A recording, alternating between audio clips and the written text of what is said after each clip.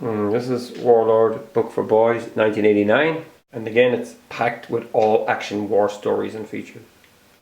This time the historical feature is about the Battle of Jutland in 1916. First story is codenamed Warlord, and he is sent to the Russian front to rescue an SS colonel. He does, but the colonel is ironically killed by his own side accidentally at the end of the story.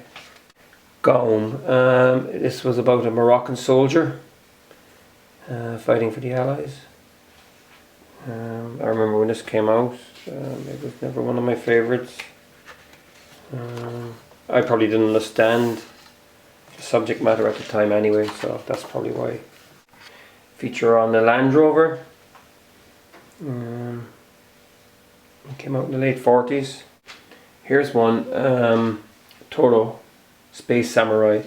It's got a kind of a 2000 AD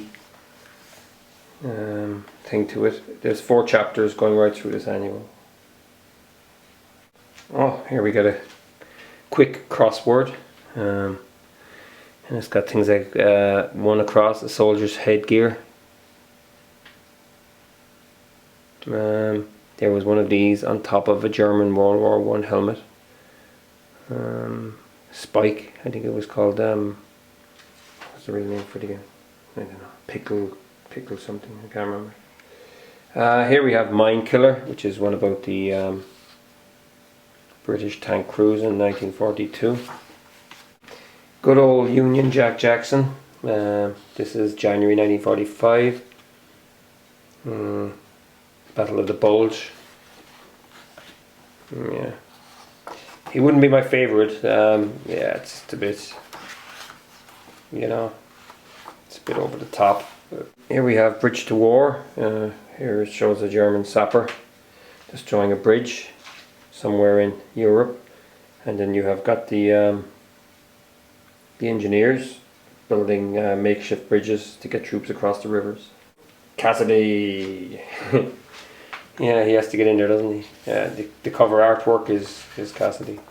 Great decal on the Japanese Zero. Samurai Story Continued, Part 2. Feature on the Westland Lysander, which was a British reconnaissance aircraft from World War II. The unique feature about this aircraft is that it could take off and land in a very short distance, making it ideal for field landings in places like that. Here we have Kampfgruppe Falcon fighting the Russians. Nice graphic of a Russian PPSH Burp gun in action. Codename Warlord.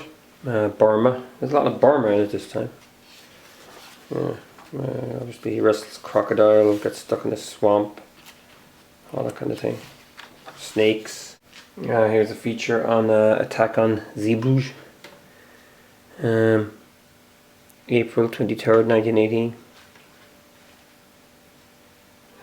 That was a Belgian port.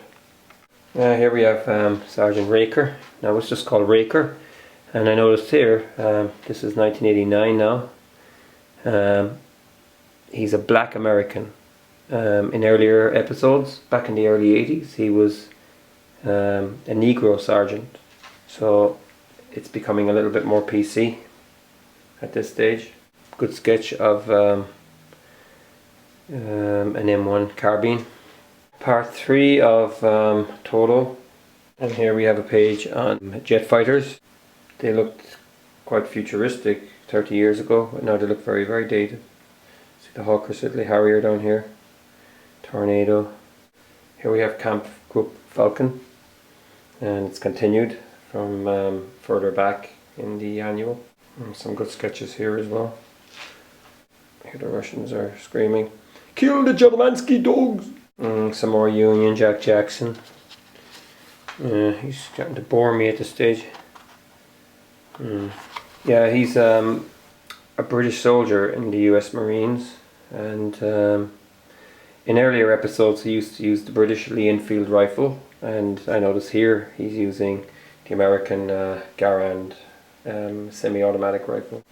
Here's a feature on Flying Boat, the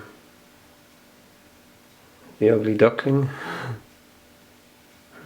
Looks ugly. Here we have some Iron Annie, Kurt Stahlmann, transport aircraft. I think it was the equivalent to the Allies Dakota aircraft. Here we have part 4 of Total. Guy almost looks a bit like Keith Richards from the Stones. And here we have Harrier Squadron. Yeah. Yeah, fighting the communists, always. Last but not least, the backstage feature, and this is about the German submarines sinking ships in the English Channel. So that's the Warlord book for boys, 1989, and that would have been published in late 1988.